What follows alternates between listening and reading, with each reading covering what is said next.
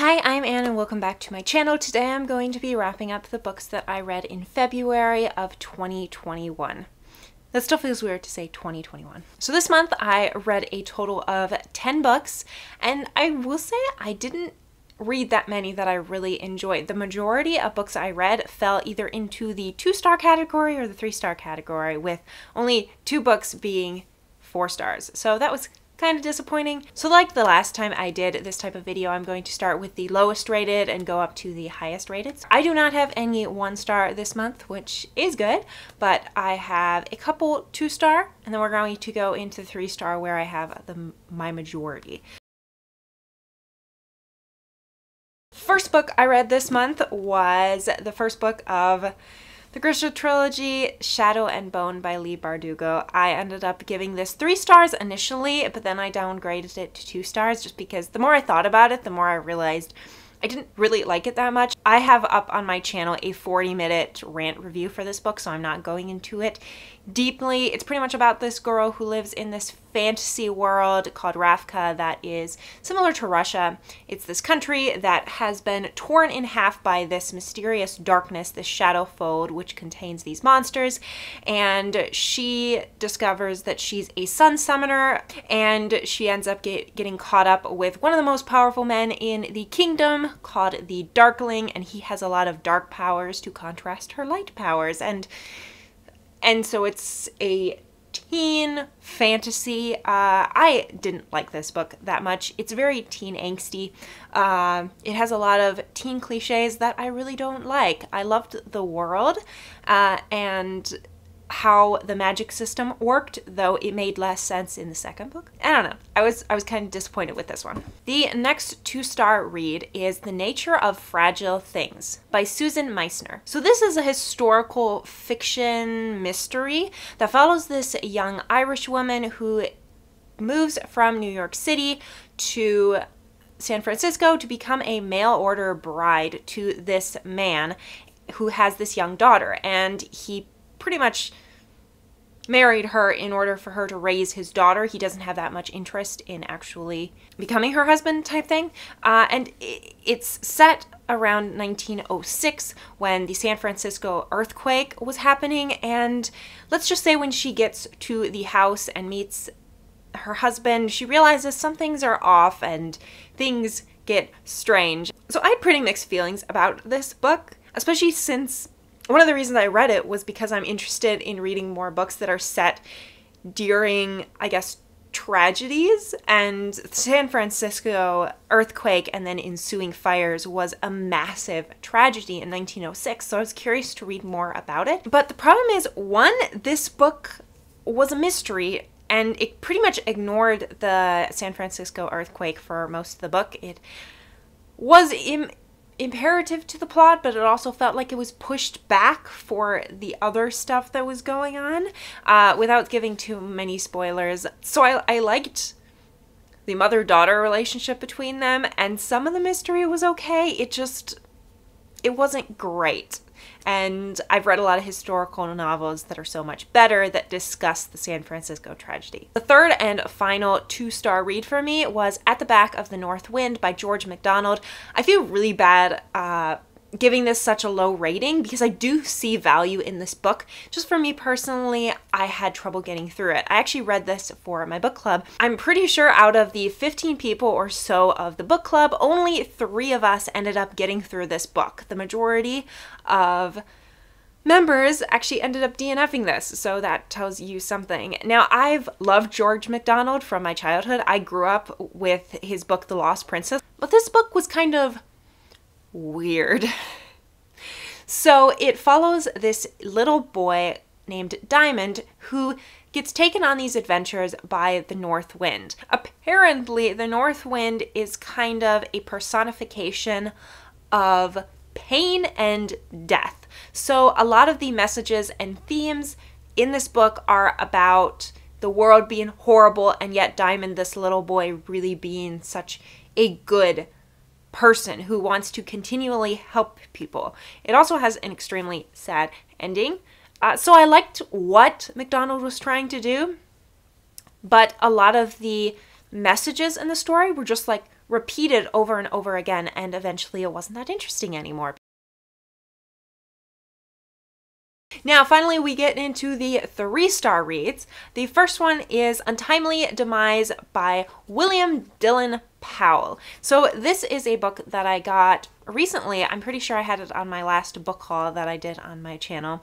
It's pretty much this collection of short information about different ways to die. So this book is categorized into different categories of death. You have killer moves, pernicious poisons, murder most strange, thug life, fatal firearms, slasher madness, and sneaky sabotage. There's a lot of fun aspects in this. I loved a lot of the little information. There's some very funny death puns, which were great.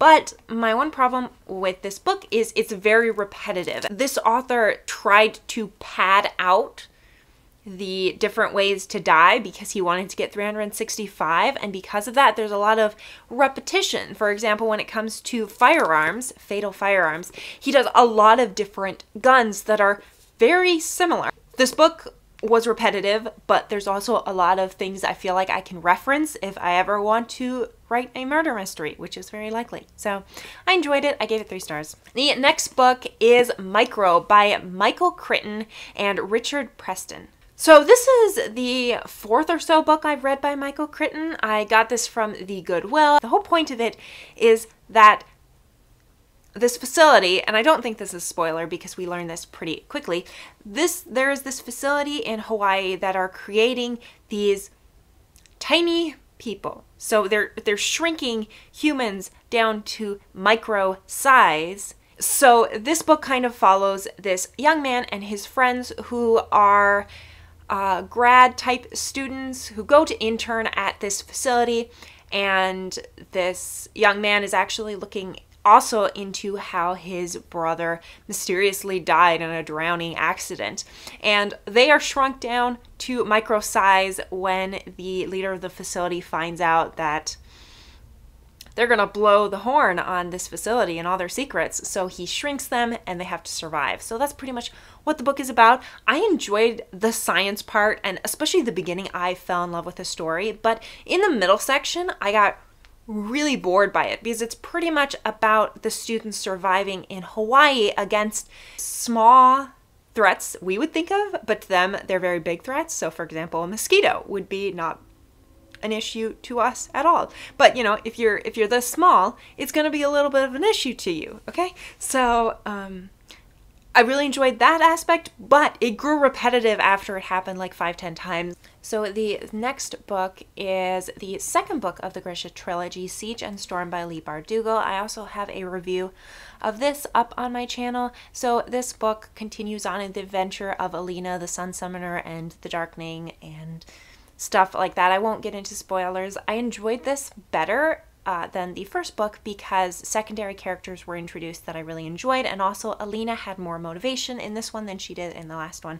I won't get too into it because I talked about it for like 30 minutes in my review video, but pretty much this was slightly better, but I still didn't love it, so I gave it 3 stars. The next one is, I'm pretty sure I'm going to butcher the next one's name, and that is Sweet Francoise by Irene Nemirovsky. So Irene, and I won't try to say her last name again, she was born in Russia, but she was of Jewish heritage. She moved to France and lived there most of her life until the 40s when Germany came in, and she ended up dying in Auschwitz. So she was arrested and taken there. Before she died, she had this plan to write 5 novels that collectively would be known as Sweet Francoise. These books were would document the life of the French living under German occupation. She only completed 2 before she was arrested and taken to Auschwitz, where she died of disease. And so her daughters had these books for years until they were finally, I guess, rediscovered and published in 2004 as this book, which they made a movie of in, I think 2015 or something, which follows the second book that she wrote. The first part was called A Storm in June, and it takes place in 1940, I believe, and it follows this wide array of characters as they escape from Paris. The problem is, because there's so many characters that you're having to keep track of, you never really get to know or empathize with a lot of the characters. So when, for example, one of them dies, you don't really care that much because they're one of a couple dozen main characters. So I wish that they would have stuck with, 1 to 2 families leaving, and I think that I would like it better. The second part I absolutely loved. So the first part, if I could rate it, would be like 1 to 2 stars, and the second part would be 4 to 5 stars. So I decided to give the entire book in general 3 stars, just because it's in the middle. So the second part is called Duce, which means like sweet in Italian. I definitely liked it better because it focused on just a few main characters, and Irene very well understands human nature, human emotion, and I enjoyed that because she presented the Germans as being very normal, as opposed to these purely evil beings who just want to like take over the world or whatever. I would easily recommend the second part if you just want to like pick up this book and just read the second part. It's pretty much a standalone. You can read it on its own, and I recommend the second one, not so much the first one. The next one is China, A History by the Field Museum. I talked about this in my latest book haul. I will say I had slightly mixed feelings about this. So there's a lot of beautiful pictures in this, which I enjoyed. But I don't agree entirely with how they organized this book. The first one is prehistoric China, and the second one is called The Rise of Empires, which mostly focuses on the Qin and the Han dynasties, so super early on. So the Qin was like 200 BC. And then the third chapter kind of deviated from chronology mostly. And in the end, they did come back to chronology, but they had a chapter on just the 3 religions, and I thought it would be a better direction for the book to take, to focus more on just a timeline as opposed to just jumping around from random topics, and that's what I felt that like they did. There is a lot of like interesting art. For example, this is a prehistoric village in China, and it's very lovely. The next one is an indie book that I got free off of Amazon, and I'm really glad I did because I really enjoyed it, and that is Bessie Belle and the Goblin King by Charlotte E. English. So this book follows this young maid in the early 1800s, I believe. 1812, it looks like. She is a maid. She almost endures an assault by the son of household, ends up whacking him over the head and escaping into the night. I mean, she is fired and told to leave the house immediately, and it's of course the middle of the night, and it's misty, and she comes across this mysterious guy in a carriage, and who could he be? So she's taken on an adventure. So it's like a third mystery, a third romance, and a third fantasy. So there's obviously goblins, but there's also fairies and nymphs and all these different traditional fantasy creatures that you think of. There's an interesting fantasy world and fantasy portals and things like that. And I really liked the world because it felt like a very traditional, simplistic fantasy world, so not highly in-depth or complex. I enjoyed Bessie Belle because she's kind of a hilarious character. I will say I did not like at all some aspects of her character, because she's supposed to have been a maid almost her entire life, and yet she has no issue standing up to everyone, which honestly didn't make sense for me. If you think about it, someone who has spent their entire life being subservient to people, you're not going to in one night flip and have all this attitude and confidence. That just doesn't happen.